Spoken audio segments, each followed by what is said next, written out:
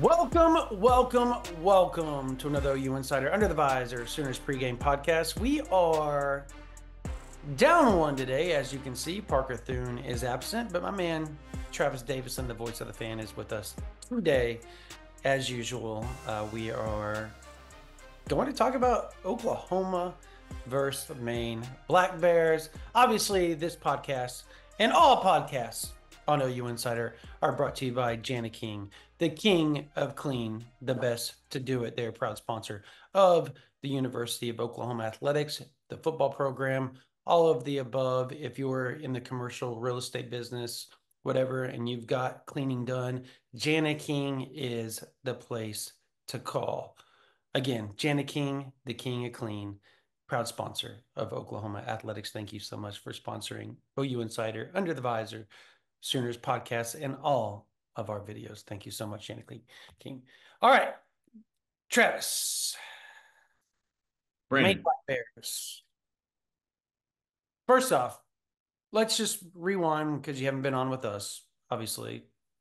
What is your overall thoughts on just Ole Miss, everything that went down?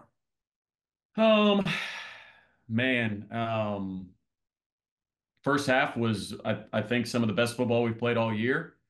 We did some things in the first half that I didn't think that I would see this year. One was run the ball well, right? I think a lot of people maybe don't realize two things about Ole Miss. One, they were the best rush defense in the country, right? Allowing 66.6 yards per game throughout the season. They'd only allowed over 100 yards rushing once, and that was against South Carolina.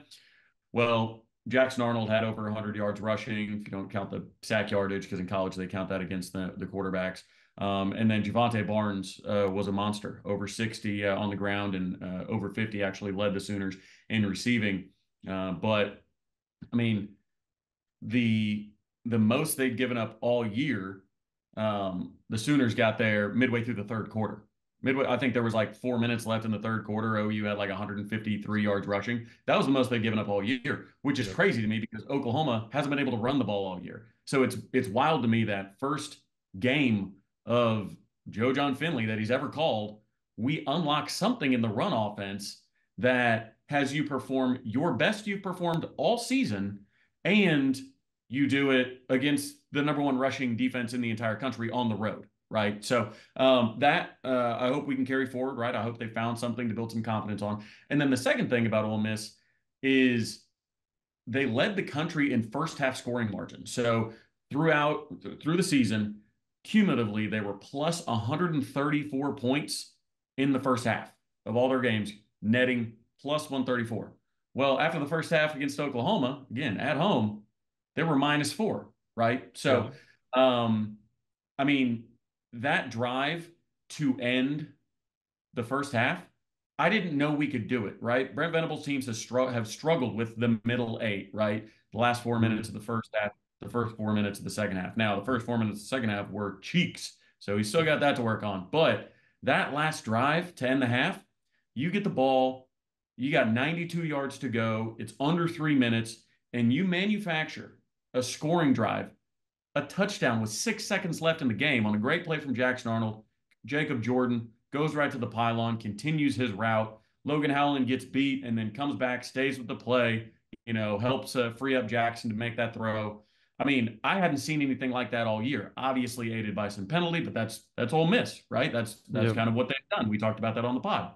So really encouraged by the first half. I thought the second half, like on rewatch, it was really frustrating, right? The first 6 series of the second half were OU 3-and-out, Ole Miss touchdown. OU 3-and-out, Ole Miss touchdown. OU 6 plays, 0 yards, Ole Miss field goal. So you're buried at that point. You're pretty much cooked. And all the momentum that you had, you're pretty much done so. But with that, each one of those first 3 possessions, you had a bad penalty, right? And you had a drop. Bauer Sharp dropped a third down pass on each of the first 2 3-and-outs. And then the last one was you get a 3rd and 28 because Bauer runs backwards for 8 yards after a tight end screen, and then Jackson dumps it off to him. It was just a whole mess of a possession on that third one. That was quite literally 6 plays netted 0 yards. So I thought, I don't think Ole Miss did anything crazy in the second half to adjust to Oklahoma like you would suggest with the box score. Like, oh man, the halftime adjustments Ole Miss made must have been insane. I don't think that's the case. I thought Oklahoma just stopped making the plays that they were making in the first half, and they started committing kind of stupid penalties, some little penalties that stack up and end up killing drives. So, fact of the matter is, OU got into the red zone twice. One, they had 1st and 10 at the Ole Miss 11, and another time they had 1st and 10 at the Ole Miss 13. Those 2 times they came in with 0 points. Can't do that on the road in the SEC. Got to get points. Yeah, I'm trying to remember what quarter. Yeah, that's what I thought. The Jacob Sexton got hurt. I remember it was second quarter. I couldn't remember if it was the beginning of the third or late in the second. It was later in the second quarter. And um the crazy part is I went back and I rewatched, and it felt like even after, right, Jacob Sexton went down, the offensive line didn't initially start just giving up sacks. Like it, that's not how it went. I think people instantly go, and myself included, was like, oh, well, it just dropped down. No, third quarter, they weren't giving up a bunch of sacks. It was later, midway through the fourth, everything kind of flipped on its heels for the offensive line. And it went, I believe they went like the first 75, 77, 78 snaps, 76, something like that. Snaps without 76. giving up a sack. One sack in 76 One snaps. sack, one sack. Yes, right. Now, One sack. disclaimer there, that originally came from Gabe, and Gabe said Yes. the way he judges it, which makes a lot of sense, is sacks, like you can't count them QB as sacks runs aren't sacks. Yeah. if it's QB or design runs. So like when you look Mhm. at when when we tried to pull Fabechi around and block that right defensive end, Right. and Jackson gets hit, that's a called run. He's supposed to turn and toss that to Brennan Thompson, and Bauer Sharp's lead blocking the other way. Bauer missed the block, so it goes for a loss anyways. But at least you hold on to the ball. That goes down as a sack, as a strip sack, but that's not a drop back pass. Like, yes, it's bad, and you don't want TFLs either. You're Yeah. kind of Yeah. you're kind of TFL is bad too. That's what I was about to get to. TFL's Yeah. bad too. Turnovers are bad. Yep. Yep. But on a designed run, if something like that happens, to Gabe's point, to OU football's points, to the way they grade offensive linemen, that's not a sack. But anyways, it was 1 through 76. Sorry to interrupt. Yeah. No, yeah. Yeah. So, anyways, missing Jake Sexton's going to suck, I think, at the end of the day. I just, you said something earlier that you don't think Ole Miss adjusted. And I go back to a Lane Kiffin pregame quote that I was going to, before you even said what you said, I was going to ask you about how much do we take stock in this quote where he said, we don't know what the offense is going to look like. He's never called plays, all of that type of stuff, because you can't prepare for somebody that's never called plays before, which is true. So, did they adjust? In my opinion, they adjusted some in the second half to what Joe John was doing because they had time to go sit back there and really decide, okay, instead we're going to run this and this instead of doing on the fly. They had the what we all did in football was in the coaches, they would get the guys that they trusted. The coaches would always get the guys they trusted that had football IQ, and they had all the players would get up there and they'd sit and they would talk with the coaches. What do you see? What do you see? And how do you think we do this? And then the coaches would decide, yeah, we're going to run this versus this versus that, all that type of stuff. When they see certain type of formations and they're going to roll into certain coverages and stuff, we did all those type of things. So I feel like they adjusted some, not to the extent that that OU should have been just inept, right? Like, and I think I think that's what you were getting at. Like, they didn't do a bunch that made Oklahoma inept. It was that Oklahoma, as sad as it is, Jake Sexton was the heart and soul of that offensive line, and him not out there. You could have whoever else you want hurt as long as Sexton was out there helping with the calls and being a leader on the field. you're not going to have good offensive line, but you at least have somewhat of a pulse at times. At times, that's why I say at times, because it's been bad even with him on the offensive line too, right? But it was good for the most part on Saturday. Like they were decent on Saturday before he got injured. He And it gets was, injured and it well, went, it was especially good in run blocking. And that's the thing. yes. Like Joe John called plays like I think of some of the swing passes to Javante Barnes. Like those plays were called, and Ole Miss had free runners at Jackson. But you call the swing passes out like Joe Well, John they're seemed unblocked on called some purpose. Yeah. right, exactly. But he seemed to call some plays where he's like, look, I know that I can't just put my five out there against their four or five, whatever, and just win over and over and over. So Joe John did some things. And to your point, yeah, my point wasn't Ole Miss didn't make any adjustments. I believe they did. But Mhm. I don't think you can just look at the box score and be like, man, Yeah, that's what I was trying to get to. Yeah. Ole Miss made adjustments and OU just didn't make any adjustments at all. Like, I don't think that's the case because, again, when you see the Bauer Sharp, especially on the second three and out, Bauer Sharp got hit, but he dropped one that hit him in both hands for a first down. Can't do that. I think Jackson at times either is told to or has gotten in the habit of staring down Bauer and forcing the ball to him when he's got other open guys. Brendan Thompson was open on that first where he threw short of the sticks to Bauer. Brendan Thompson came open, he had time to throw. He could have gone there. So on the play call side, it's like, hey, I don't know what he's saying in the green dot, but he's had that open, right? And then even on the 3rd and 28, I know we're not going to pick up a 3rd and 28. There's nobody has a 3rd and 28 play call in their play sheet. Totally get that. But on that play, Bauer Sharp and Sam Franklin come in to chip block and then they leak out. So Bauer leaks left. There's a linebacker that's following Bauer Sharp. Sam Franklin leaks right. There's nobody within 10 yards of Sam Franklin. And Jackson looks up, throws it to Bauer Sharp. Mhm. And it was obvious to me that the defense knows this guy just wants to force the ball to 10 all day. Like he's going to stare him down. I don't know if that was how the progressions were going. I don't know if Joe John's sitting there going, I'll show them. You think my room stinks? Bauer Sharp's going to be the leading receiver this year. You can't tell me my room stinks. I'm going to force the offense through him. You know, I mean, like, I don't know what it is, but there were multiple times. And I know people will say, well, Bauer Sharp had a touchdown. Yeah, he's lucky he didn't get called for OPI on that play because he trucked his defender about 6 or 7 yards down the field and put him on his heels, and then he leaked out. But it's anyways. I don't want this to turn into a Bauer Sharp hayfest. I totally get that, but I thought that there were missed opportunities in the second half that wouldn't have let Ole Miss completely seize the momentum and OU fans throw their hands up in the air and go, "Well, we suck again." You know what I mean? Absolutely. Yeah. Yeah, Bauer Sharp gets hated. I was talking to people yesterday and they were just dogging on him still. Like everybody hates on that guy. And I'll say what, and these were like football guys. These are people like connected to the Oklahoma program.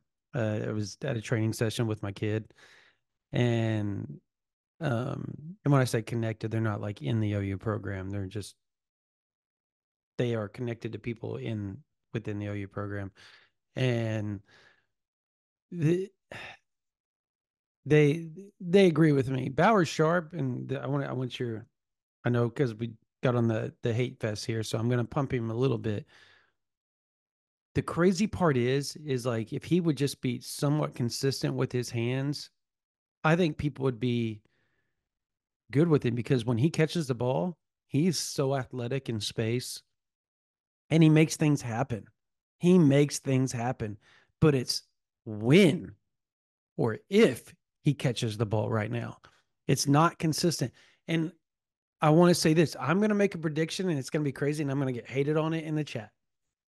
Going to get hated on it. At some point in this dude's career, he's going to be a good tight end because he's only been doing it for this is his second year to ever do it. Like people need to realize last year or third year, or this is his second and a half year because he moved over, I believe, in the middle of his one of the seasons when he was at Southeast Louisiana. And there's a reason why Nick Saban wanted him before he retired. There's a reason why Kirby Smart went after him, right? Like He has something that people like. I don't, and it's his athleticism, right? I think. Would you agree with that? Like, it's his athleticism that people like. But and if he doesn't get, and I'm gonna rephrase this, and but all the people in the chat, y'all are gonna get mad because I'm about to stop you. If he doesn't learn to block, it's not gonna. Nobody's gonna give a crap how athletic he is and if he can catch the ball.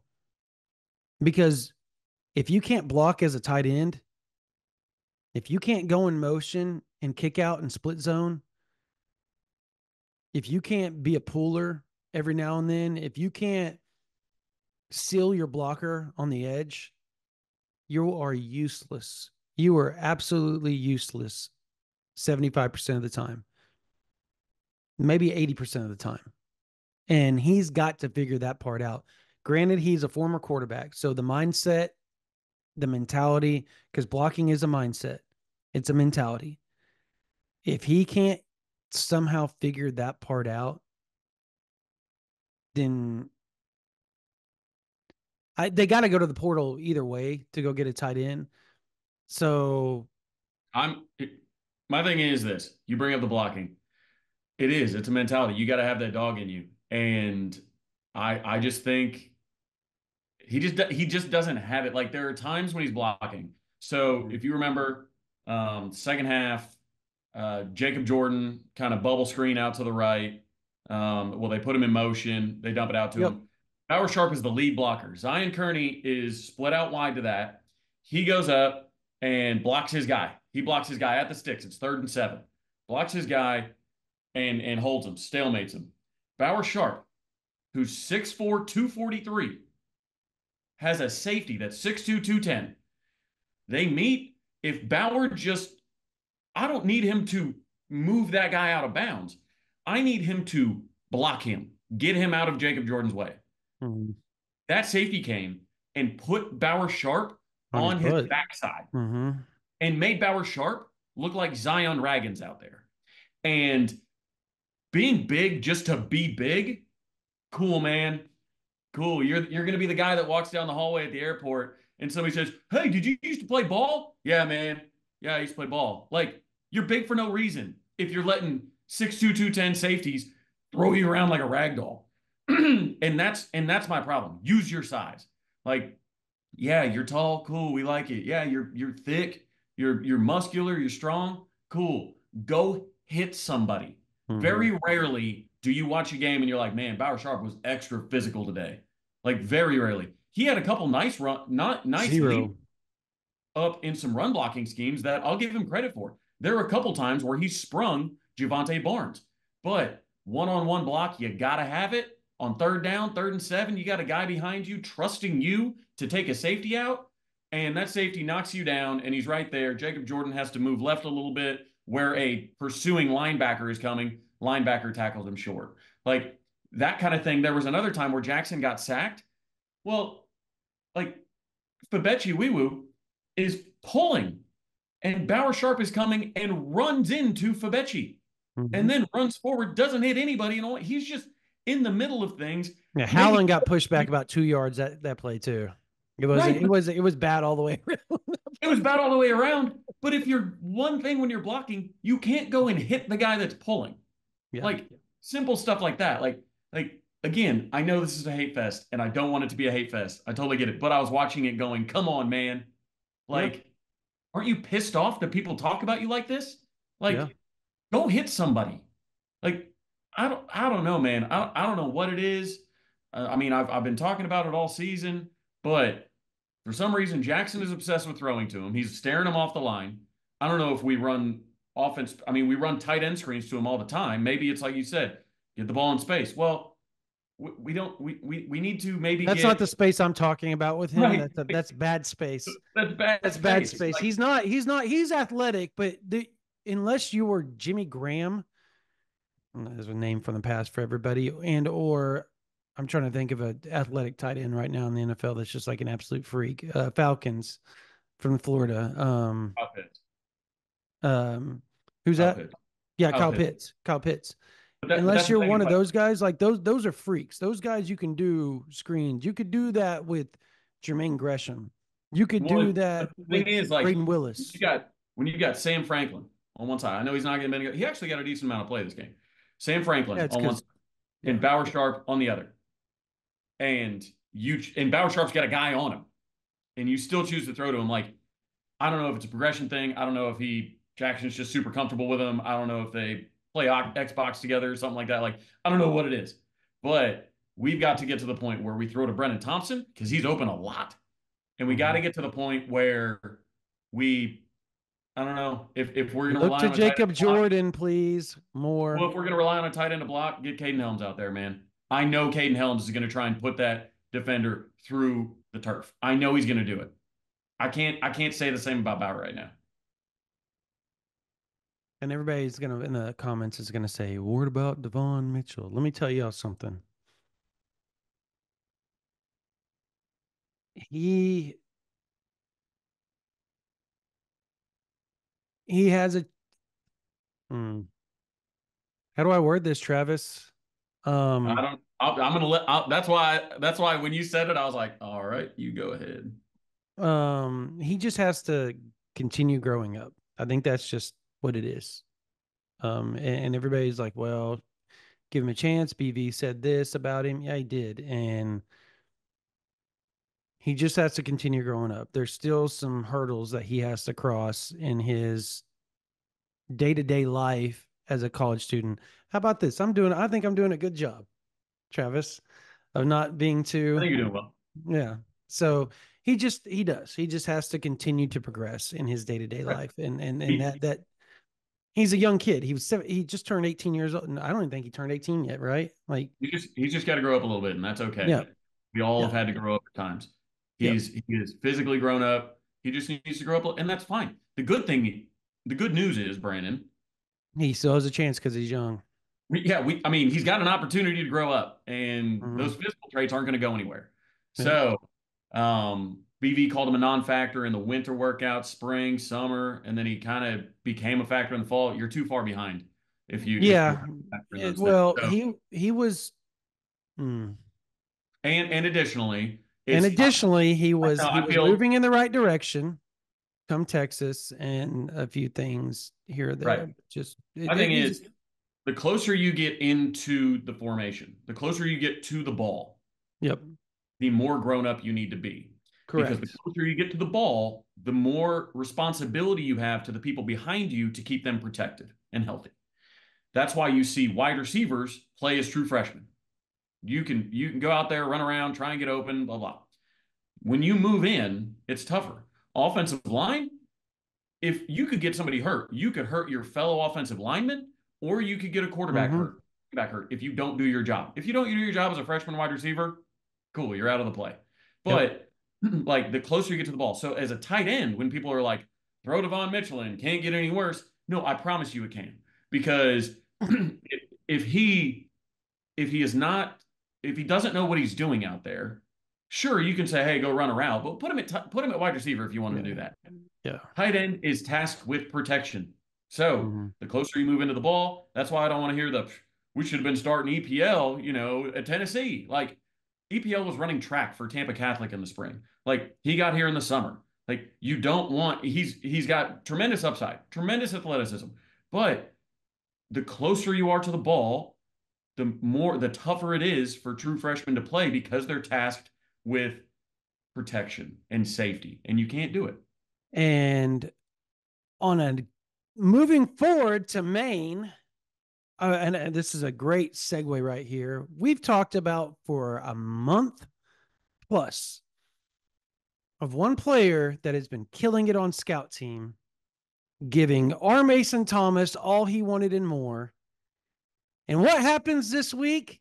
BV comes and goes, we're moving this guy up. He is doing a damn good job in practice. Hmm. Yeah. Isaiah Autry. Weird. Weird. Isaiah It's Autry almost, Dent. hey, sometimes our sources work out, folks. Sometimes they work out. They miss. Sometimes they do work out. He has been doing a phenomenal job. And they've been just tinkering with the idea of moving him up for a while. Um, and I'm with everybody right now. Like I talked to again, somebody connected with the program yesterday, and they're like, "Look, And exactly what you just said, to begin the year with EPL, totally understand. But now that you're at this point in the season and the offensive line is as bad as it is, why not? If you're going to be rolling with Isaiah Autry next year, if you're going to be rolling with EPL or Brooks or whoever that's young out there, and you're going to be taking lumps anyways now at this point in the season, you might as well go ahead and get them out there, get them reps versus Maine, see what they can do in spot play versus Missouri, and if they're doing well, keep them out there. That's what that's what they did with Caden Green. He was spot play, and he got better and better to the point that he ended up starting. Like it wasn't one of those where he just started. It was, oh, he played a few snaps here. He played more the next week. He played, oh, now he's a starter. Added context for the Caden Green stuff specifically. So Troy Everett was more experienced, but he was playing left guard when he's supposed to be a center. He's not the size of a left guard. He's the size of a center. He can play left guard, but when you go up against Texas and Tavondre Sweat and Murphy and those guys, you needed Caden Green to go in there. Yep. Caden Green also had the benefit of playing next to Andrew Raymond, Walter Rouse, That's guys that very had true. Smart guys. Yep. that did not need, like, they didn't need any help. They could help him from each side, telling him kind of what to do. And that's where, like, Bill Bedenbaugh will play inexperience. He won't play inexperience next to inexperience. That's the issue, right? That's why Sexton had to kick in to guard to help an inexperienced center and Josh Bates at the beginning of the year. So, anyway, that's why, like, sure, fold some inexperience in.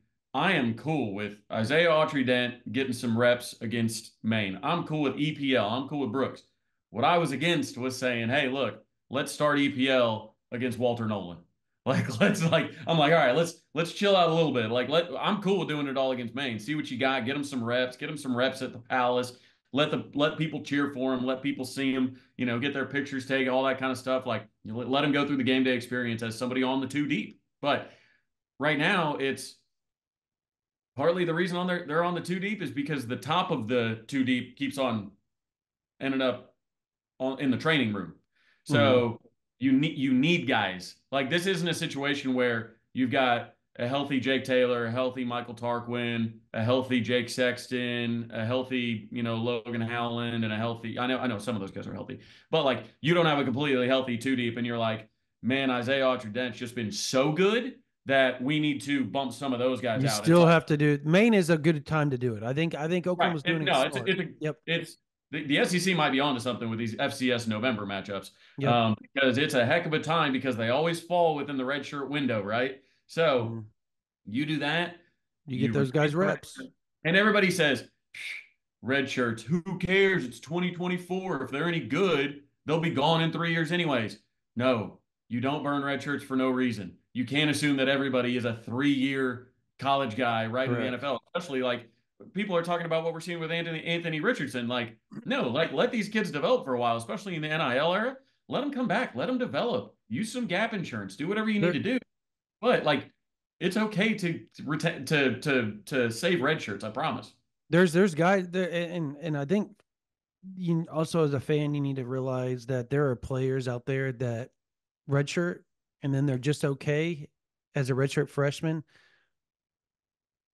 and then they just soar as a redshirt sophomore, and you get your 3 years out of them. Whatever, I totally get that, but there's also times where even as a redshirt freshman, they struggle. Their redshirt sophomore year, they play otherworldly and they're gone. Right? Like, it's not just a progression; it's a spike. You want to have that option. You want to have that option. So you want to have that option because what if they're just a slow progression to their redshirt junior year, which is essentially their senior year, before they decide that everything clicks, and then they become the NFL guy that they were supposed to be. Well, especially on the offensive line. Yeah, and defensive line a lot of times. But continuity and development, like, especially when you need to be physical, like ultra physical position, and your body needs to develop. It's very rare for high schoolers to be able to come in. And Orlando Brown redshirted in the trenches. Say what? Orlando Brown redshirted. Creed Humphrey redshirted. Well, and so to my point, like, Jake Taylor is hurt this year, right? He's hurt. I would be shocked if we see him again personally, but he's hurt. He's got 2 more years after this, like, because of the red shirt. So you could have Jake Taylor, who's started a good amount of football games now, started in the SEC. He can go back, get healthy. If he, timetable wise would be ready by winter workouts in spring, you could have your right tackle set for next year. Jake Taylor hadn't been over 65% all year.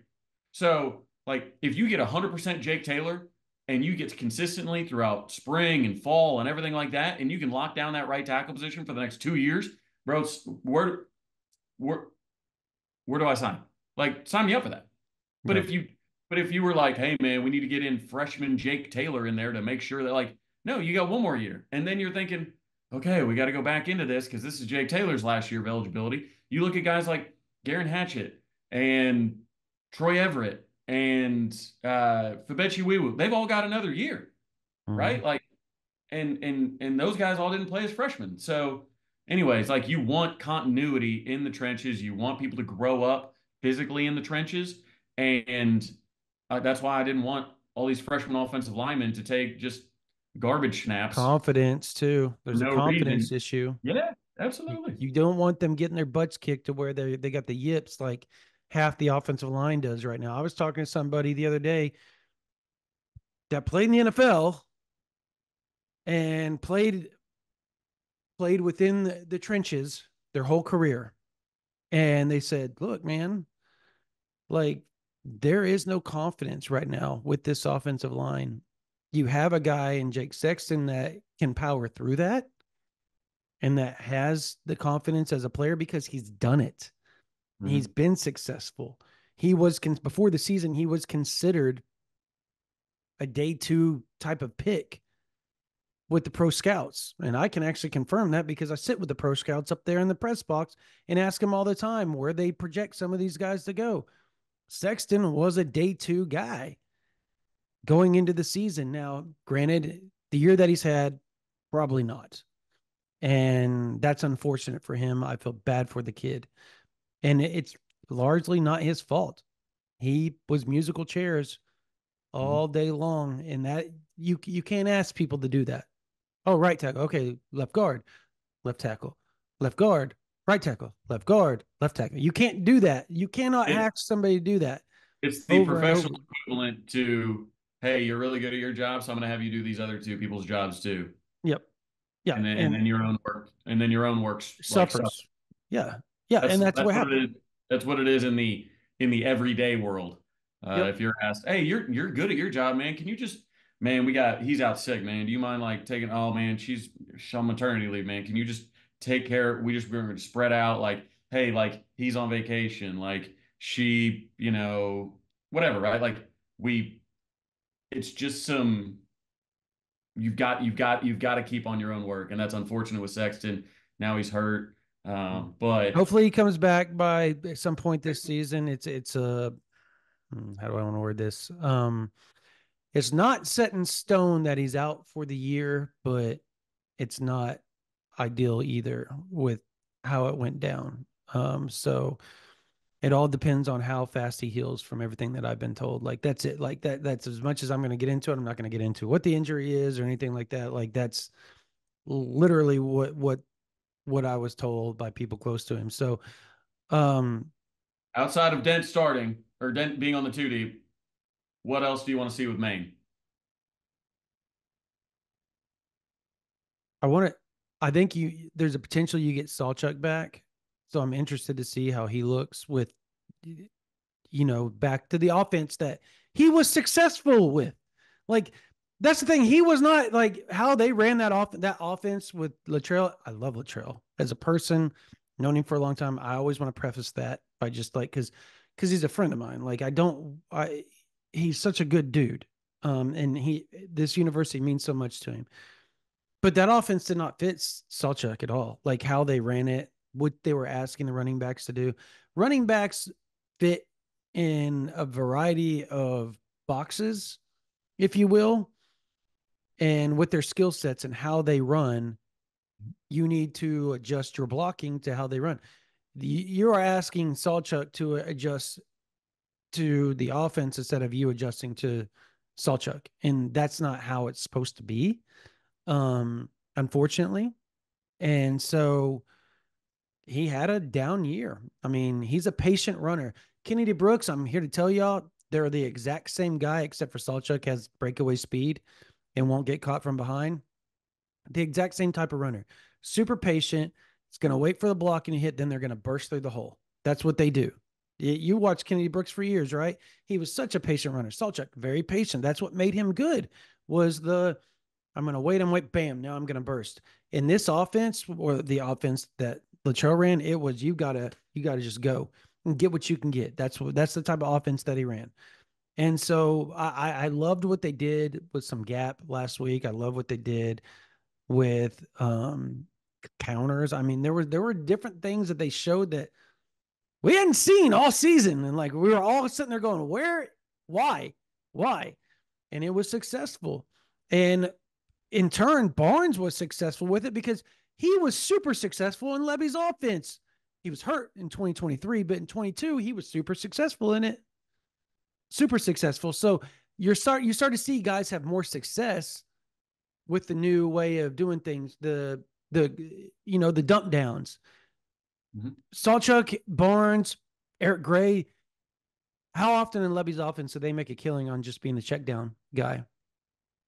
And just getting all the time, right? That's what made them good. You saw that again there. The check down was there again. Jackson Arnold talked about it after the game. He's like, it felt so good to have that check down again. Like it's not there. You don't have to force it. You get to check it down. You get to throw it out, somebody out in space and let them go make a play for you. Ah, like, whoa, wow. Weird, right? I can't imagine like that's like even little league 101, like even with my kid, like if it's not there, we always have that swing check down out in space to let the running back go do what they do. Get you 5-6 yards if they have to. I mean, that's what it's there for. And it was crazy that wasn't an option. Like they always had, and Latrell was always a slip route. They would wait for the block and then they would do a slip route out and 5, 6, 7 yards down the field where the defenders are at. I never understood that. Yeah, I didn't understand that, but it is what it is. I'm just excited to see what Jackson does. Honestly, he against a team like this, I think this is the ultimate confidence builder. You build off of what happened last week, right? Forget the second half. I think that's what if you're Joe John and you're Kevin Johns, you go in there and you say, forget that second half. Let's go watch the first half. Let's show you all what you did good because you guys were really, really, really good in the first half. Granted, a lot of that had to do with Sexton, but you're going up against Maine. Let's build off of that. Isaiah Autry, go in there, do what you do at left tackle. Treat their guy like they're R. Mason Thomas and you're running scout. Let's see if you can do that when the lights are on. There's 86,000 people in the stands watching you. Now, the weather's supposed to be crappy. I'll say that. I think there's like an 80% chance of rain, something like that, right? Saturday? Yeah, it's storms coming through. Thunderstorm. It's supposed to be off and on, right? Yeah. It's not like so it'll be interesting to see if the kickoff even happens at 1:30. To be honest, I mean, with lightning and stuff. So we'll see. Granted, I'm interested to see what Salchuk does if he's back, if he's available. I was told that's the earliest he could be back is Maine. Missouri was they felt like 100% be back by Missouri, but Maine was like their target date. They were trying to get him back. We'll see if that happens. I think if you're OU and he can go, you try it because you want him to get some confidence, right? Because having him and Barnes, Tatum, great. Tatum's awesome. I love Taylor Tatum, and I think he's going to be elite. He just can't block, and he struggles holding onto the ball sometimes, and that is a big no-no in the SEC. He is going to be one of the best running backs next year in all of SEC. But it's a learning year for him. And I think fans, you got to realize that this is a learning year for him. He was playing baseball in the spring. Everybody else is Exactly. This is a learning year for this dude. Like he's going to realize that it's a whole nother level. I'm interested to see how long the baseball thing lasts with him, honestly. I think he'll stick. I mean, you think he'll stay with it the whole time? Yeah. I hope he does. I think he does. So, but I think a lot like Kyler, that one thing is that they know how to do this. They've done this a time or two, or three or Right. four, so Right. they know how to balance it. That's what I'm interested in. I think the defense, getting some of the young safeties in there, getting them some reps. Michael Boganowski, Reggie Powers, Jaden Hardy. um, yeah, Jaden Hardy specifically too. Getting look, the Jacoby Johnson situation is infuriating. Figure it out. Figure it out Right. because I'm telling you right now, You're I wasting it. live in I live in Mustang. I know what's going on there, and they ain't happy. People are not happy about it. There's meeting after meeting after meeting right now with stuff that's going on there, and there's frustration. There needs to be some sort of solidified plan. He's been going like 80% offense, 20% defense, but he's not getting out there on offense. Right. And when you talk to people within the program, not Mustang, within the program, like it doesn't make sense. He's killing it in practice. So there's something amiss there as far as, and I was told that they were trying to get him in, and things just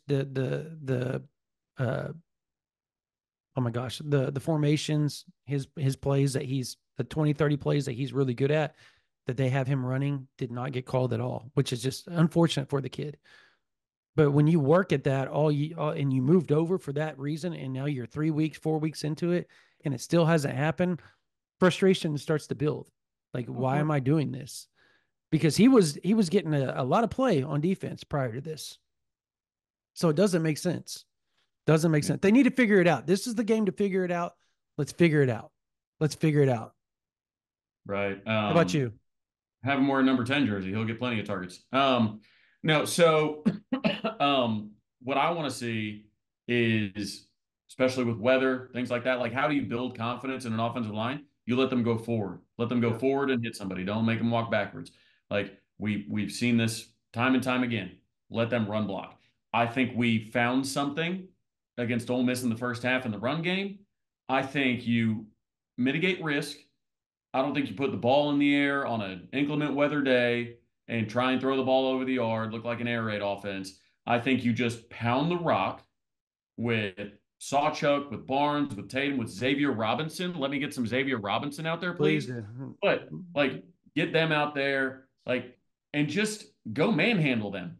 Go run block, let them bury some dudes, and see if you can't run for 300 yards. Like, I think that's what I think that's what the offseason or what the bye week theoretical, the FCS built in, Maine Black Bear week needs.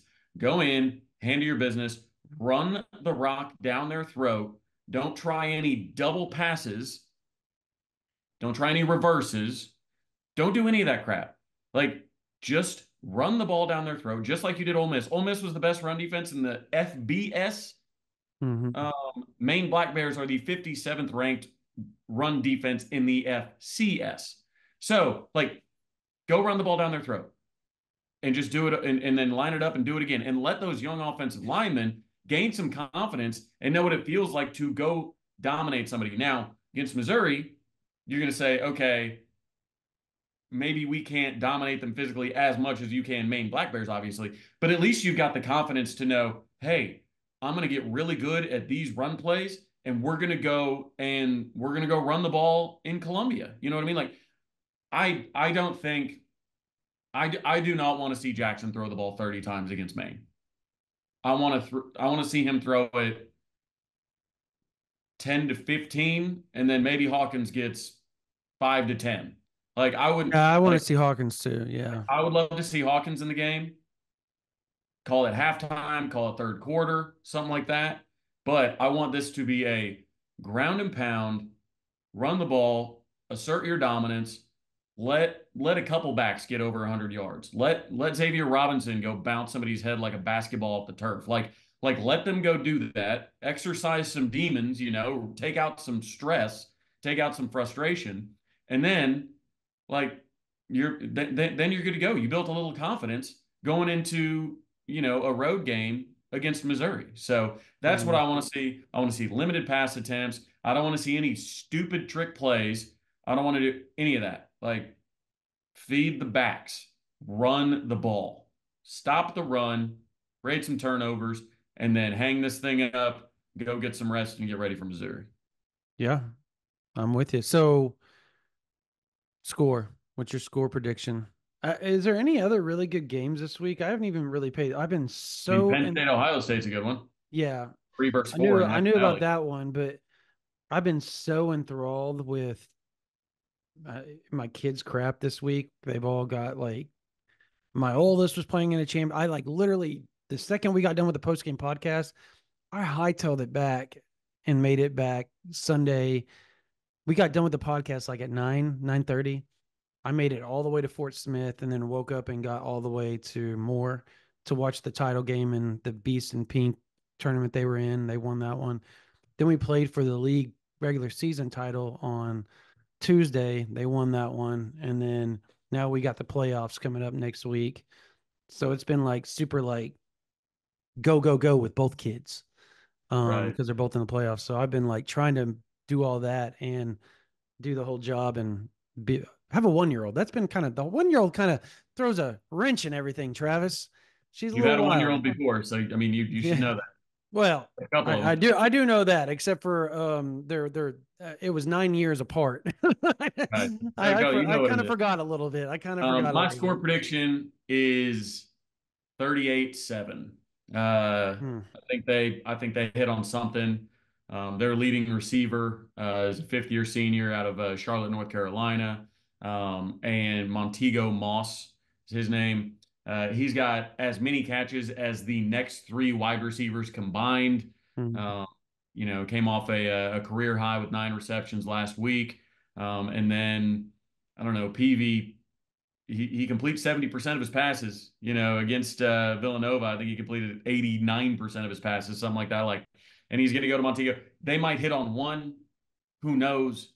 But I think OU scores 38 in a run game heavy, which I know isn't a cover, but Oklahoma has not scored over 34 points since the Temple game, and that was aided by 6 turnovers and a special teams touchdown.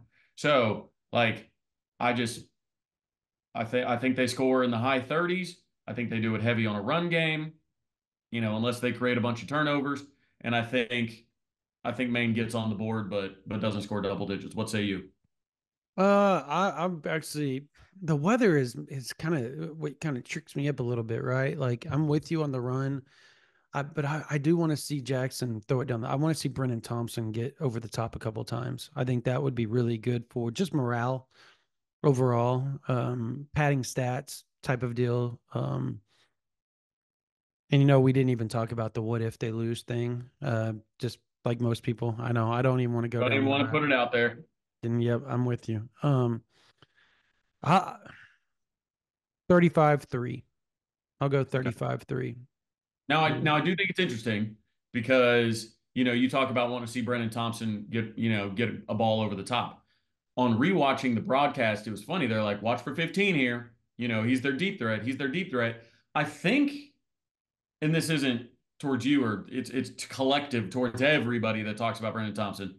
We've always said, oh man, over the top, got to take a deep shot, got to take a deep shot. I think part of it, I think it's almost, I don't know, just Oh, he can sub run different no, routes. no, but I think it subconsciously has gotten into Jackson where it's like, if Brennan's not on a deep ball, I'm not throwing because Brennan Mm. Thompson has been open on all kinds of stuff. And this is me trying to diagnose why Jackson won't look his way. And when you said that, Brennan Thompson over the top, it kind of made me think like, is this what Jackson hears, right? Like, hey man, I bet it is. Like, we that's got our to hit deep Brandon over guy. the top. Yeah. We got to hit Brandon over the top. So much so that if he knows the routes and it's not Brandon over the top, he's like, all right, where's Bauer at? Where's JJ at? Where's the other JJ, Jacob Jordan at? Like it's those things where it's almost like, is he putting Brandon in a box mentally that says, hey, well, if he's Maybe. got a curl, if he's got a slant, if he's got anything else that I'm not throwing. So I don't know that they gave me an idea. So maybe I need to do a better job of. I want to see Brennan Thompson get the ball on a slant, like something Yeah. like that. No, I So hear you. I know. I think that would be. I mean, he's done that. They've ran slants to him and stuff. I want to see him hit.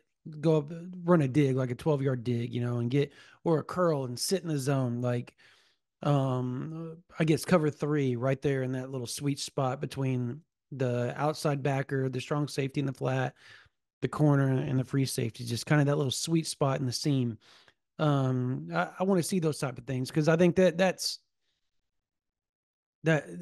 those little things will get confidence going. And I think you can never underestimate the power of confidence. And that's what this game is for Oklahoma. If they can do their job, if they go out and execute, it's a confidence thing because I mean, does Missouri have Cook back next week? I don't know. I don't think they know. So I mean, like, you have a chance to go up to Columbia and get bowl eligible.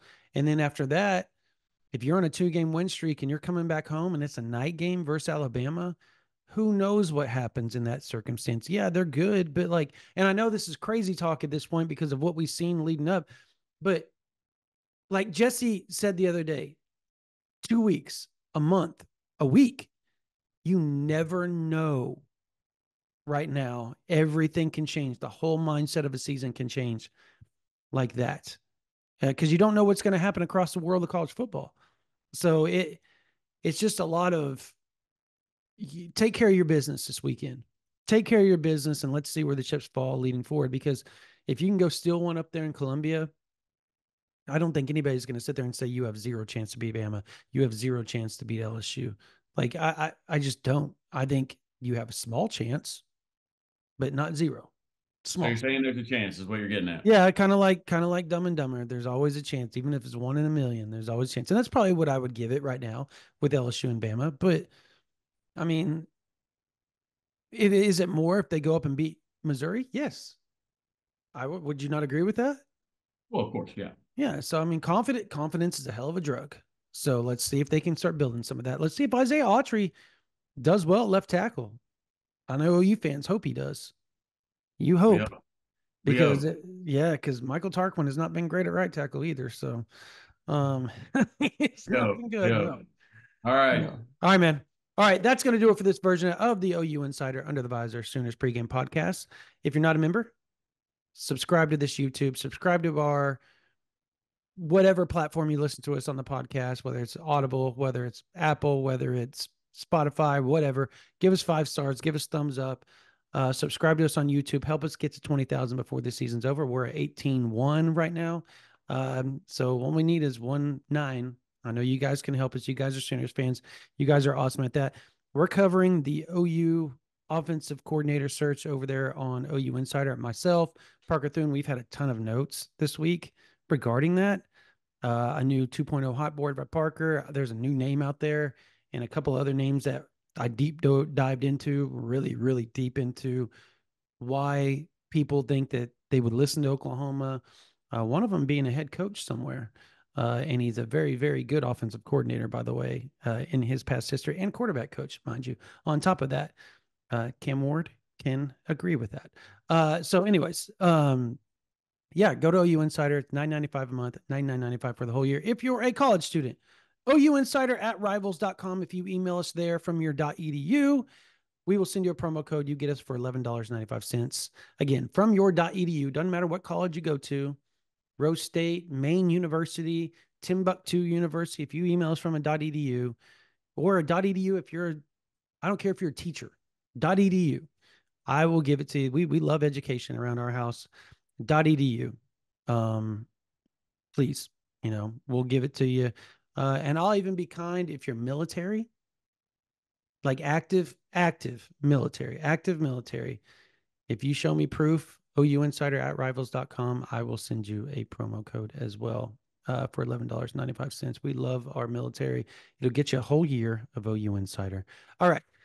Thank you all so much for watching this version of the OU Insider Under the Visor Sooners pregame podcast. For Travis Davidson, my name is Brandon Drum. You guys have a blessed day.